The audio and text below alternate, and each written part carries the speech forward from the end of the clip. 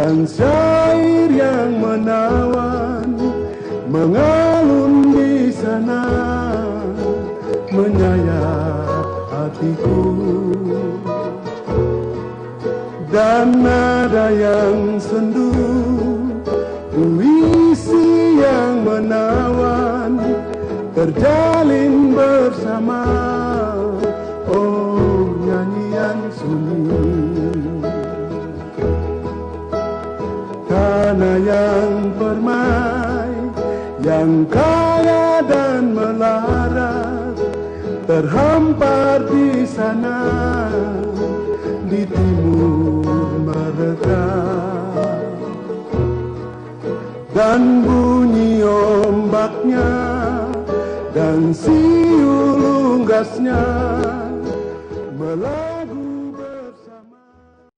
Revolusionis ini adalah ciri khas dari SKPKC yang sejak awal SKPKC berdiri 1998-1999 itu sudah diterbitkan seri pertama, dan sampai tahun ini sudah ada seri ke-38 yang memuat dan mengangkat situasi sosial, ekonomi, politik di Papua dalam konteks hak asasi manusia. Jadi ini adalah terbitan-terbitan dari SKPKC, laporan yang bisa dipakai lebih luas oleh publik. Kami bertujuan sebenarnya dokumentasi-dokumentasi ini agar membuat orang tidak lupa akan apa yang kita alami di tanah Papua ini. Tidak lupa bukan berarti kita mau tinggal terus di dalam penderitaan, tetapi sebenarnya tidak lupa itu supaya ada perjuangan secara bersama-sama untuk bangkit dan keluar dari situasi penderitaan. Itu tujuannya. Kalau teman-teman yang mengikuti ini ingin mendapatkan seri-seri lainnya dari terbitan-terbitan SKPKC, nanti bisa taruh komentar dan lain-lain baik di YouTube maupun di Facebook, dan teman-teman yang bagian dokumentasi dan kami di sini akan sebisa mungkin memberikan. Silakan memberikan kritik dan masukan pada acara diskusi ini karena kami terbuka untuk itu, dan itu akan sangat baik dan membantu kami dalam bahan-bahan publikasi ke depannya.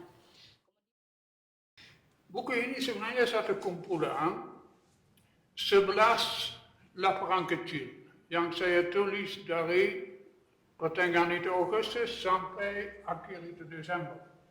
Berarti setiap laporan ini punya waktu tersendiri, dan boleh jadi ada informasi di situ pada saat saya tulis yang belum lengkap. Misalnya peristiwa itu di Wamena, saya catat yang pertama kali 33 orang mati. Setelah itu ada itu penelitian oleh itu penelitian gabungan jurnalistik Jubi dengan itu Tempo. Saya dalam tulisan pada saat itu catat 44. Sehingga ada berbeda, kadang-kadang ada perkembangan dalam itu tulisan ini. Karena kumpulan ini sebenarnya saya tidak ubah lagi apa yang saya tulis pada awalnya, walaupun dari belakang mungkin menjadi lain sedikit, sehingga menjadi suatu itu proses itu pencatatan itu kejadian sekaligus semacam analisa awal yang pada bagian terakhir saya itu bulatkan dengan sejumlah kesimpulan. Nah, saya harap dengan itu waktu saya akhirnya diminta oleh SKP apakah itu bisa dijadikan itu buku Memoria Passionis, saya senang saja, dan saya harap dengan itu buku ini bisa mengantar semua pembaca dalam apa yang terjadi selama 4,5 bulan itu dan akibatnya kira-kira apa. Karena ada sejumlah dampak itu yang menurut saya punya itu apa yang masih terasa sekarang ini. Ada perubahan dalam suasana di Papua selama 4,5 bulan itu. Nah, sumber saya itu jelas, itu dari pemantauan di Papua sendiri, terutama di Jayapura, dari itu berita di harian, terutama Jubi saya pakai, Cepos itu kurang, tapi ada juga. Berita dari televisi, berita dari itu diskusi-diskusi di televisi, omongan dengan itu teman-teman, itu menjadi bahan saya Dan saya coba setiap kali itu sedikit update apa yang menjadi suasana pada saat itu. Mungkin sumber utama seluruh buku ini adalah hati yang sangat prihatin. Sehingga warna juga diambil dari situ. Saya tidak omong, saya tidak tulis sebagai orang yang tidak merasa kena oleh seluruh itu kejadian ini.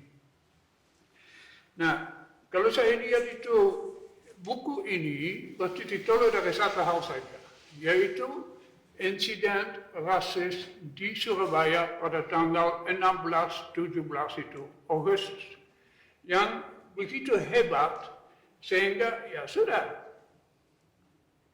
mau tidak mau kita langsung bisa rasa bahwa ini terjadi sesuatu yang tidak beres dan akan itu menggoncangkan kita semua di sini.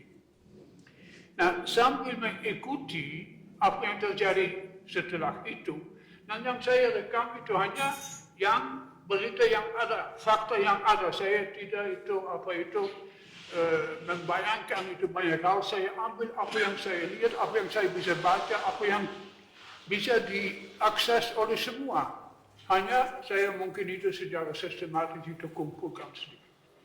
Nah, saya rasa dalam itu proses itu, ada 3 hal yang paling menonjol dan juga punya dampak yang panjang, jangka waktu panjang.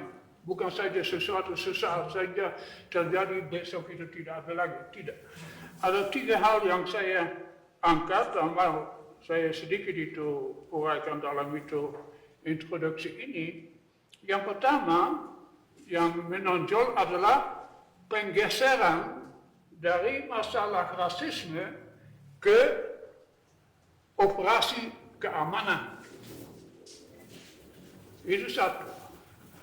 Yang kedua adalah kehilangan kepastian hukum. Dan yang ketiga adalah itu penggeseran dari pemerintah sipil menjadi pemerintahan pihak keamanan. 3 hal itu yang menurut saya menjadi salah satu benang merah dalam seluruh itu proses selama itu 4,5 bulan itu. Bahwa soal itu rasisme masih tetap ada, tidak ditangani sampai saat ini. Dan ini bisa menjadi ancaman untuk itu prinsip Bhinneka Tunggal Ika di masa mendatang ini. Yang kedua, yang menjadi jelas juga dalam seluruh proses ini, betapa mudah itu konflik horizontal bisa itu muncul dan bisa menjadi satu itu sumber itu kekerasan itu di Papua ini. Yang ketiga, itu ya kita sekali lagi mengalami bahwa ternyata kalau Papua ternyata ada satu pendekatan saja, itu keamanan. Ini yang dominan. Ya kadang-kadang itu ditambah dengan ekonomi segala macam. Tapi yang paling itu penting itu keamanan. Seakan-akan dengan demikian juga itu memperkuat itu stigma Papua separatis. Itu stigma ini menjadi begitu kuat dan itu ditawarkan terus, dijadikan terus kepada publik umum itu di Indonesia ini. Sampai semua itu masalah lain, misalnya itu ribuan orang pengungsi itu menduga hilang dari perhatian, hilang dari itu mengurus mereka punya nasib. Karena kita semua itu perlu fokus pada stigma itu. Yang keempat adalah itu, ya, yang tadi saya sebutkan itu, kehilangan kepercayaan dalam itu kepastian hukum. Kita masih bisa lari kemana dengan kita punya masalah yang betul. Tanpa langsung itu ditangkap, tanpa langsung itu ditambah, tanpa langsung itu dipenjarakan.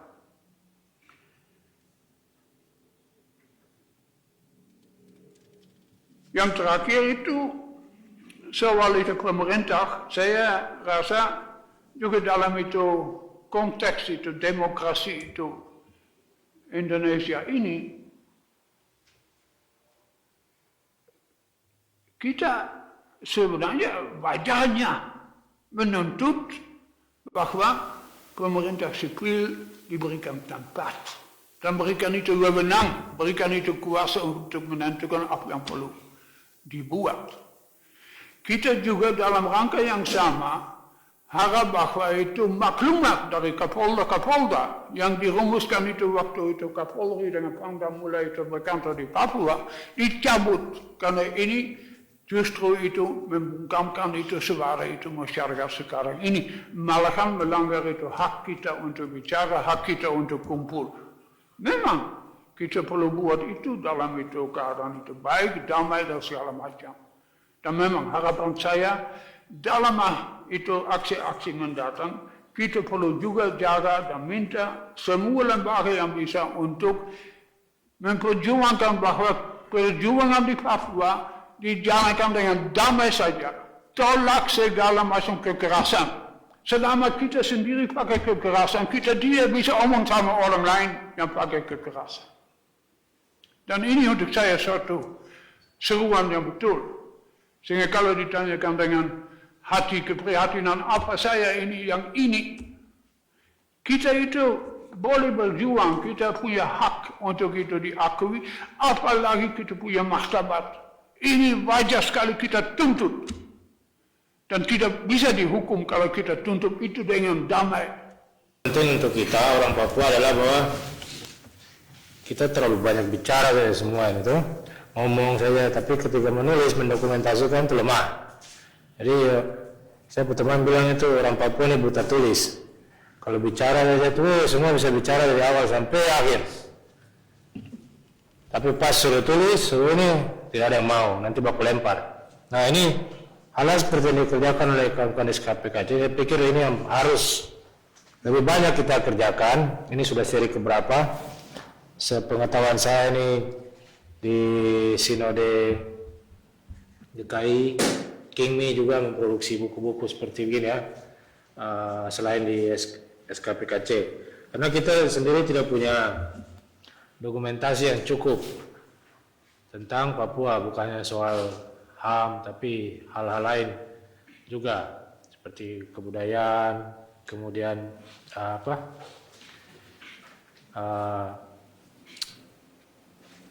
ekonomi ya, ekonomi kerakyatan dan sebagainya. Jadi contoh ini orang sedang ribut saja soal lagu Yamku Rambe Yamku, tidak ada satu orang pun dari orang Papua yang bisa menjelaskan dengan baik. Semua cuma bilang begini, tapi pas diminta penjelasan secara detail, tidak ada yang tahu, tidak ada yang bisa menjelaskan. Jadi kita memang penting bahwa kita harus menyadari bahwa kita perlu pendokumentasian peristiwa-peristiwa penting di Papua ini, dan kemudian perlu juga memperluas budaya literasi, budaya membaca, selain mendokumentasi juga membaca. Tapi kalau dokumentasi tidak ada yang baca juga sama saja. Berkaitan dengan persoalan rasisme ini, saya karena sebagai wartawan ya saya melihat saja dari sisi jurnalisme saja ya. Yang pertama, saya tidak ada waktu yang kejadian pertama. Saya pas tanggal 19, saya harus berangkat waktu itu saya ke Australia, pas kali tanggal 19. Tapi kemudian yang muncul orang di belakang semua peristiwa kerusuhan. Itu nama saya yang pertama kali muncul. Sebab di orang bilang doxing ya. Saya belum ada nama seperti Beni Wenda, Veronica Koman itu belum ada. Nama saya paling pertama muncul. Kalau kalian kita runut baik-baik ke belakang. Mungkin karena saya tidak ada pas Jayapura kah? Jadi tiba-tiba saya punya nama yang muncul sebagai orang di belakang peristiwa tanggal 19 itu. Padahal sama sekali saya tidak tahu apa-apa. Saya pikir kita juga harus lihat ini sebagai peristiwa yang kadang-kadang menstigma orang-orang yang punya perhatian atau kepedulian terhadap Papua. Justru saya kemarin bertanya sama kawan-kawan saya, komunitas pers itu. Waktu kamu foto-foto, bicara-bicara, semua taruh di sosial media bahwa ini teman-teman komunitas pers ya di Indonesia. Saya punya beberapa kawan, saya ikut jaringan itu. Setiap kamu ke Papua, kamu foto, kamu bicara bahwa kita harus bangun Papua, cintai Papua. Tapi ketika orang Papua diperlakukan begini, kamu ada di mana semua? Tidak ada, bahkan yang ditulis itu perspektifnya selalu dari sisi waktu yang di Surabaya itu, yang ditulis itu selalu dari sisi mahasiswa Papua yang selalu bikin kacau di Surabaya. Nah ini kan tidak jadi dari sini kita tahu bahwa memang tidak ada sesuatu yang ketidaksensitifan dari pers dan media juga untuk mengurangi dampak konflik. Seandainya hari itu sudah menulis sesuatu dan sudut pandang yang baik, ya, dengan sudut pandang yang benar, artinya di situ bahwa memang ini ada keterlibatan aparat di situ, kemudian anak-anak ini polisi masuk ke dalam dengan cara yang tidak benar, tangkapan ini mungkin tidak akan terjadi kejadian besar sampai bakar-bakaran di sini. Kalau kita lihat ya, ada juga memang peran pers dalam membuat masalah itu sedikit tambah. Demikian juga saya tidak semuanya memang seperti begitu. Ada beberapa media yang menulis bahkan berkoordinasi dengan kami soal sebenarnya persoalannya itu seperti apa. Tapi kemudian masalah yang muncul berikutnya adalah pemutusan internet, pelambatan internet. Itu memang kita kerja setengah mati ya. Saya sendiri tidak ada waktu itu di sini, tapi kalau anak-anak di Jubi itu harus telepon, kerja pakai SMS, kemudian belum lagi harus melayani kawan-kawan dari luar lagi. Jadi kita pada saat itu bertindak sebagai hub. Informasi keluar media-media di Jakarta itu ya ada di kita. Nah, jadi situasi seperti begitu. Nah pertarungannya kemudian kita melawan media-media yang ada di Papua ini, bukan melawan sebenarnya, kita harus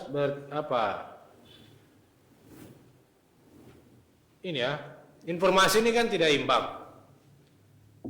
Jadi informasi-informasi dari orang-orang yang berkepentingan itu juga dipasok dengan secara reguler ke media-media di Papua ini. Ya kita juga dapat kalau seperti begitu ya. Tapi kan kita juga harus lihat informasi dari lapangan. Faktanya seperti yang di DIY. Itu kan semua bilang bahwa yang terjadi itu masyarakat yang tembak ini duluan aparat duluan ya. Padahal kan sebenarnya mobil itu tabrak orang duluan di situ. Baru kemudian terjadi caos seperti begitu. Ini di mana-mana seperti begini. Kemarin juga waktu saya membuat webinar dengan orang Kemlu dan Profesor David, informasinya selalu seperti begini. Bahwa kalau terjadi kekerasan di Papua, itu selalu yang buat salah itu orang Papua. Orang asli. Yang selalu memulai kericuan itu orang Papua. Memulai persoalan itu orang Papua. Nah dari sini kita bisa lihat bahwa ini memang sudah diskriminatif. Kalau kita tidak bilang ini rasis ya. Cara berpikir yang sudah diskriminatif. Bahkan cenderung rasis juga sebenarnya. Jadi kita orang Papua selalu salah di mata orang-orang di Jakarta sana, di luar Papua.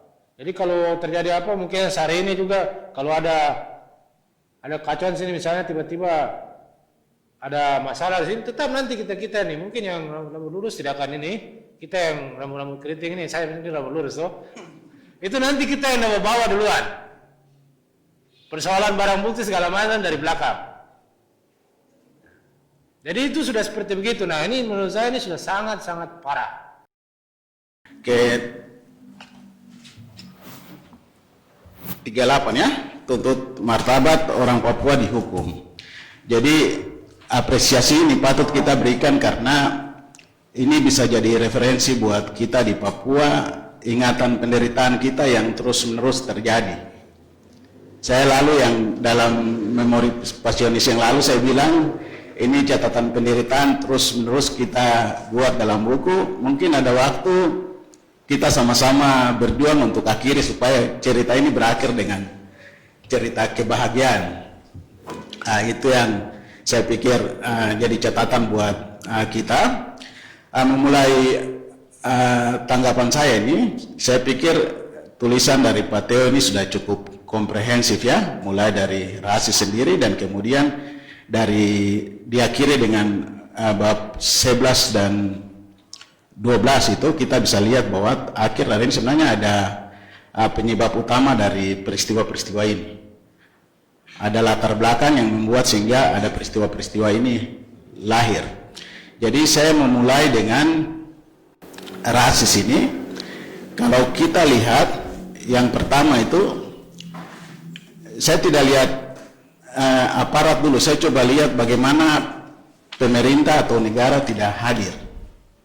Jadi dalam kasus-kasus rasis itu sesuai dengan undang-undang diskriminasi ras dan etnis itu, tugas pertama untuk melindungi masyarakat dari rasis dan tadi diskriminasi terhadap etnis itu, tugas itu ada pada pemerintah daerah dan juga pemerintah pusat. Itu tugas perlindungan. Sedangkan tugas pengawasan itu ada pada Komnas HAM, baik RI tapi juga Komnas HAM Papua. Nah, kita lihat dari peristiwa 15, 16, 17 di Surabaya tidak kelihatan pemerintah daerahnya di Jawa Timur atau kotanya tidak kelihatan, Komnas juga tidak kelihatan. Nah, itu terus kita di Papua juga peristiwa itu tidak ada langkah yang cepat untuk bagaimana mengatasi ini supaya jangan berulang lagi. Nah, ini kalau kita tarik ke belakang, 2018 sudah ada peristiwa seperti begini. Di Jogja ada, di Surabaya sendiri ada, di Malang ada. Nah, itu terus-menerus. Kita tarik ke belakang lagi, banyak peristiwa-peristiwa itu sudah terjadi ya. Kita bilang dari transisi, masa integrasi atau aneksasi itu sudah ada. Kok ini ulang terus tapi negara atau pemerintah tidak hadir. Kemudian yang terlihat di situ aparat yang hadir gitu. Jadi pemerintah tidak hadir padahal undang-undangnya memberi mandat untuk melindungi. Pemerintah tidak hadir tapi kemudian aparat yang hadir justru melakukan diskriminasi ras atau etnik itu. Potret di Surabaya itu saya pikir sangat jelas. Ada polisi yang hadir, ada TNI yang hadir, ada orang partai dari Partai Gerindra yang hadir, dari ormas-ormas yang memang sudah sering lakukan ini, tindakan rasis ini. Ada FPI, ada forum komunikasi putra-putri TNI, ada hadir di situ. Nah, potret ini jadi jelas, kita tidak usah bilang ini oknum. Tapi kita bisa lihat bahwa ini mewakili institusi polisi ada, institusi militer ada, partai ada, dan kemudian masyarakat juga ada. Situasi ini terjadi, kemudian mereka yang justru tadi gunakan bahasa yang tidak sopan, rasis tadi, dan kemudian ada penyerangan terhadap 43 orang di asrama. Jadi mereka polisi tangkap dan kemudian tahan mereka. Nah, itu potret bagaimana negara tidak hadir dalam peristiwa rasis itu. Kemudian yang berikut yang saya lihat juga, negara tidak hadir dalam memberikan kebebasan berekspresi. Itu terlihat dalam bab yang berikut ya. Jadi waktu terjadi rasis itu, terus kemudian ada reaksi dari masyarakat. Seharusnya ruang itu dibuka seperti tadi Pak Theo bilang itu, misalnya di internet, kemudian demo juga dibuka begitu, supaya masyarakat bebas untuk menyampaikan aspirasi atau emosionalnya, supaya tidak tersalur ke tempat-tempat yang bagi saya tidak buruk sampai terjadi pembakaran, pengerusakan. Kalau ruang-ruang itu dibuka. Jadi kita perhatikan begitu terjadi demo 19 itu teman-teman yang mengkoordinir itu demo itu masukkan surat ke Polda. Itu ada surat. Jadi dari pemeriksaan di persidangan mereka buat surat. Polisi juga akui mereka terima. Tapi kemudian alasannya mereka tidak berikan izin gitu. Nah, tidak berikan izin, nanti demo 19 itu berjalan damai.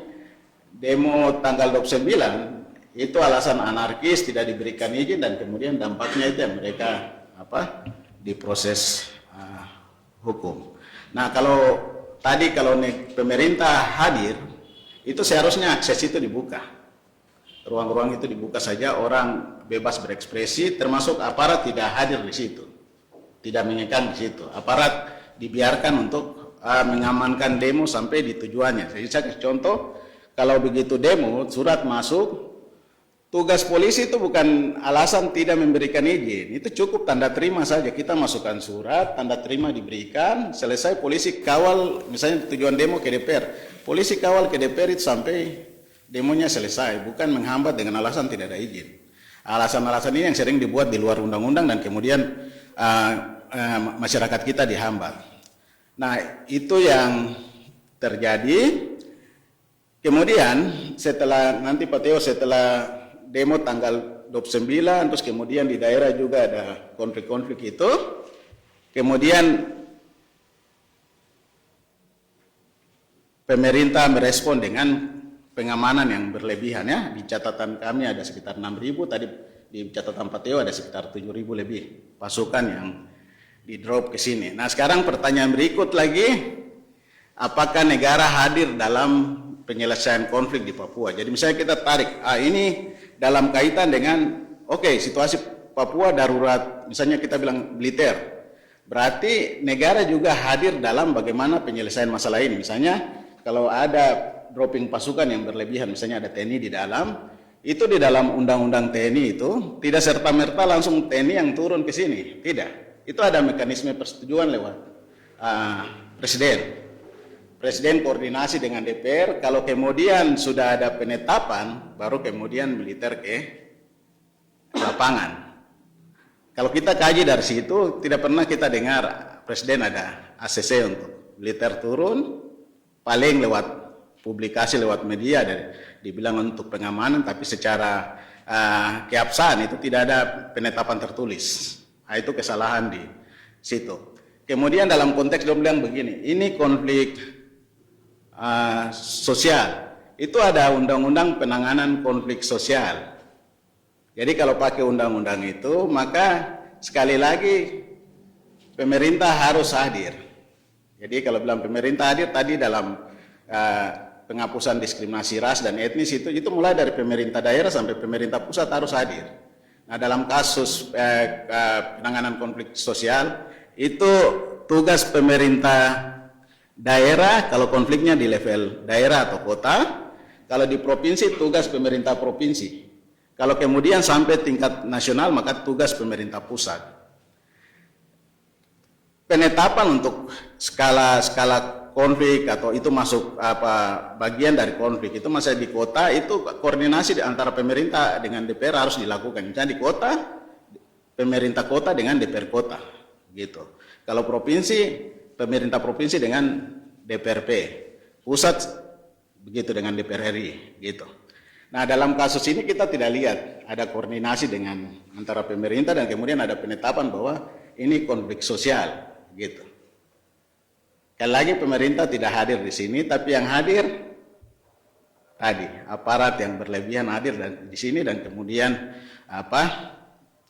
terjadi pengamanan yang berlebihan dan kita kaitkan dengan kebebasan berekspresi, ini bagian dari pengekangan terhadap kebebasan berekspresi. Berikut setelah dropping pasukan yang berlebihan, dan dalam buku ini ada dijelaskan soal kriminalisasi terhadap Verokoman. Nah, kaitan dengan kriminalisasi terhadap Verokoman, saya pikir ini juga berlebihan. Yang bersangkutan sampaikan bagaimana tindakan rasis di media sosial, kemudian ditanggapi dengan aparat oleh penetapan TSK langsung, dan kemudian dia masuk daftar DPO. Nah, sekarang kalau kita bicara soal kriminalisasi yang bersangkutan, kita kaitkan dengan aktivis di Papua dan masyarakat di Papua itu hitung dari bulan Agustus sampai September saja, aktivis plus dengan masyarakat termasuk mahasiswa Exodus itu, saya coba hitung-hitung itu, paling tinggi itu tanggal 23 itu yang diekspor. Itu sekitar 700 lebih ya, itu ditangkap, dijemur di panas matahari dan kemudian ditahan di Makobrimob tanpa makan, keesokan paginya baru dibebaskan.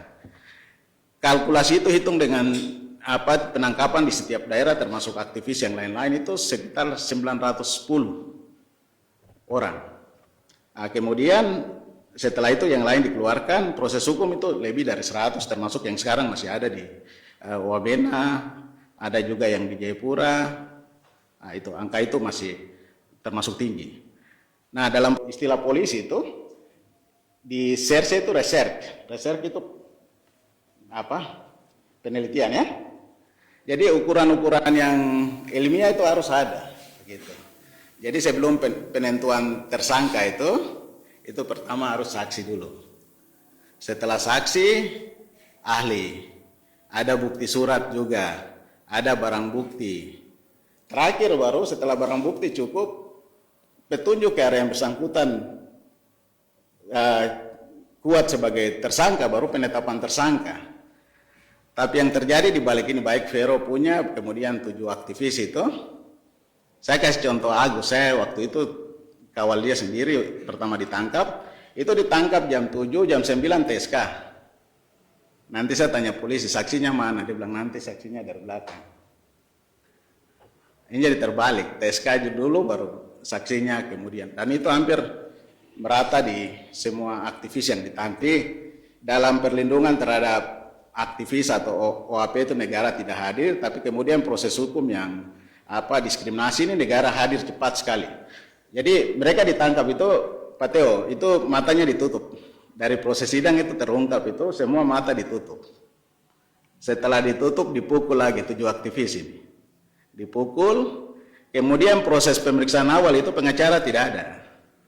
Nanti begitu sudah selesai pemeriksaan mereka dapat pengakuan, setelah paksa itu baru kita hadir, mereka kasih BAP tanda tangan saja, begitu. Waktu kita proses pemeriksaan di polisi itu, saya selama ini damping itu masih termasuk lancar juga. Dalam arti ada di samping tersangka. Tapi dalam kasus 7 Tapol kemarin itu tidak sama sekali tidak saksikan itu, pemeriksaan itu. Jadi kita pengacara ada di luar, setelah tanda tangan BAP baru kita dipanggil tanda tangan BAP. Jadi polisinya alasan macam-macam. Ada yang alasan ruangan kecil, tapi kemudian saya punya dalam kasus Agus itu saya di dalam ruangan, Pak Leo. Saya di dalam ruangan, kemudian kita berdebat, diusir keluar dari ruangan. Nah, kemudian BAP tadi itu lebih banyak bahasa dari polisi yang masuk di dalam. Jadi tersangkanya kurang begitu. Itu proses intimidasi yang terjadi. Nah, kemudian waktu mereka di dalam tahanan itu akses untuk keluarga tidak. Keluarga, rohaniawan, kesehatan, termasuk media juga tidak ada. Begitu. Nanti kita komplain ulang-ulang baru kemudian akses itu dibuka. Itu pun tidak optimal. Tanggal 4 Oktober itu mereka dipindahkan ke Kalimantan, itu juga setelah berangkat baru suratnya dikasih ke kita. Begitu. Surat dikasih ke kita, tidak jelas dasarnya, karena kalau dasar sesuai dengan kitab Undang-Undang Hukum Acara itu, kalau pindah itu bukan tugas polisi. Itu tugasnya ada di Kejaksaan dengan pengadilan setelah koordinasi ke Mahkamah Agung. Prosesnya tidak mudah, koordinasi ke Mahkamah Agung, kemudian ada persetujuan dari Kementerian Hukum dan HAM, baru kemudian dipindahkan. Jadi alasan, sekali lagi alasan yang dipakai hanya alasan keamanan saja. Kalau kita ikuti dari konten yang ditulis di dalam sini, sebenarnya itu semua kekerasan negara. Kekerasan negara. Pemicunya itu masalah rasialis yang diekspresikan di Surabaya itu kelompok-kelompok. Nah, kenapa kemudian kekerasan itu muncul lebih banyak di dalam tulisan ini, sebenarnya benang merahnya, sebenarnya kan apa yang diekspresikan selama ini dari tahun ke tahun, menuntut hak dan martabat sebenarnya. Itu. Yang kalau kita lihat awal penulisan itu kan bermula dari aliansi mahasiswa Papua. Yang mereka mulai bergerak, mereka memperjuangkan New York Agreement kan. Kemudian di tengah jalan, kemudian disalib. Mungkin maksudnya itu sebagai pembenaran supaya mereka itu bisa itu. Tapi salah penempatan bahwa orang Papua sudah sakit sekian lama. Akhirnya muncul gerakan besar yang luar biasa. Gitu. Gerakan besar yang di luar dari bayangan kita. Gitu. Damage-nya dahsyat sekali. Gitu. Nah, akhirnya yang dipotret itu kejadian dari bulan Agustus sampai dengan Desember. Itu kekerasan yang dilakukan oleh negara terhadap. Jadi kalau dilihat aktor-aktor yang ditangkap, kurang lebih itu kan sama yang ditangkap itu, yang mereka selama ini memperjuangkan, sementara orang Papua lain kan lebih banyak diamnya. Itu. Di dalam buku ini tidak terlalu banyak diungkapkan tentang rasialis. Hanya awal saja seolah-olah itu pemicu. Tapi lebih banyak kekerasan negara yang ditulis di sini. Itu. Jadi kalau boleh saya katakan itu bahwa ini sebenarnya episode saja. Episode kekerasan yang kebetulan pemicunya tuh rasialis kemarin yang dari Agustus sampai dengan Desember. Kemudian pelaku-pelakunya ditangkap. Jadi negara punya justifikasi untuk memberikan hukuman itu, mereka pakai pasal makar. Nanti itu aja. Rasialis tidak diungkapkan sama sekali di sini. Itu. Jadi bisa jadi. Jadi kita juga hati-hati karena tadi saya dengarkan di dalam buku ini juga ditulis rasialis. Gitu. Jadi kita perlu sebenarnya sepakat di dalam penulisan ini. Sebenarnya ini politik kekerasan atau rasialisme. Gitu. Kalau menurut saya sebenarnya isu rasialisme itu yang sebenarnya persoalan menyangkut dengan harkat dan martabat. Kenapa kemarin itu semua muncul secara tiba-tiba di luar? Itu. Politik itu kan kebetulan jalan yang diperjuangkan ke sana. Gitu. Akal dasarnya di situ. Kenapa buku ini tidak ditulis banyak tentang itu? Kebetulan pembatasannya hanya 2019 dan itu juga Agustus. Padahal cerita tentang itu sudah terlalu banyak sekali. Jadi orang Papua itu mengalami dua beban ganda sejak integrasi sampai sekarang, itu dua beban ganda. Yang satu tuh beban politik yang sampai sekarang suara-suara dan korban apa segala macam. Yang tidak dilihat itu rasialis. Stempel tentang bodoh, badaki, pamalas, itu rasialis. Itu rasialis. Sehingga orang Papua itu, dia jadi frustrasi, putus asa, tidak bisa berjuang, karena dia sudah diberikan beban itu. Yang kemudian muncul di Surabaya, dan menggunakan istilah monyet, itu kan sebenarnya peristiwa sudah lama. Cuma salah dalam itu, ternyata bahwa orang di Papua kan, maksudnya mungkin untuk menggiring keinginan supaya pejuang-pejuang dapat tangkap, tetapi kata yang digunakan salah. Gitu. Dan orang Papua bangkit. Jadi sebenarnya isu yang sebenarnya harus dikawal itu tentang rasialis. Itu sebenarnya isu besar. Kalau coba cerita ini, itu cerita berulang dan negara sangat kuat dengan undang-undangnya. Negara sangat kuat sekali. Gitu. Di dalam buku ini tidak terlalu banyak diangkat tentang rasialis, cuma pemicunya saja awal. Gitu. saya bisa pahami bahwa penulis bisa jadi juga lemah di dalam memahami konsep rasialisme. Nah, sehingga tulisan ini supaya justifikasi akademiknya kuat, perlu ada sebenarnya konsep itu. Nah, kalau rasis itu kan berbicara tentang perbedaan warna kulit. Itu yang di Amerika itu kan. Di Amerika sehingga gerakan besar-besaran itu. Sekarang kan di kampus-kampus di Jawa, akademisi sibuk untuk bagaimana mengkawal isu-isu yang sifatnya soft untuk bagaimana bangun Papua untuk mengeliminir yang namanya isu rasialis. Dan itu berbahaya sekali kalau itu yang nanti mengemuka. Dan itu penulis sudah mengakui dalam penulisan ini bahwa lebih berbahaya yang tidak diperhitungkan itu kan rasialis. Cuma di dalam penulisan ini ada kata rasis, rasialisme. Rasis itu tentang perbedaan warna kulit.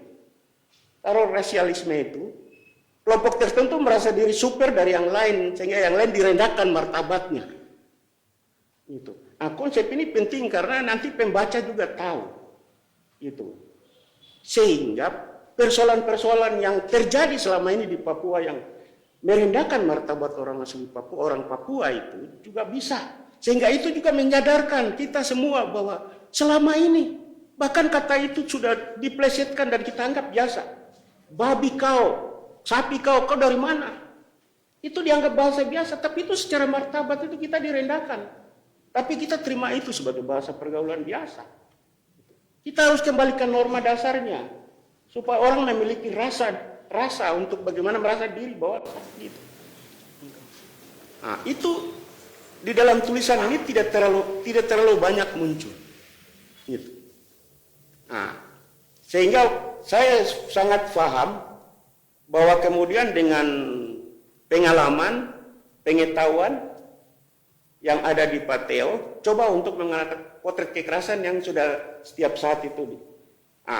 Memang di sini yang membuat saya juga jadi bertanya, apakah politik rasialisme itu?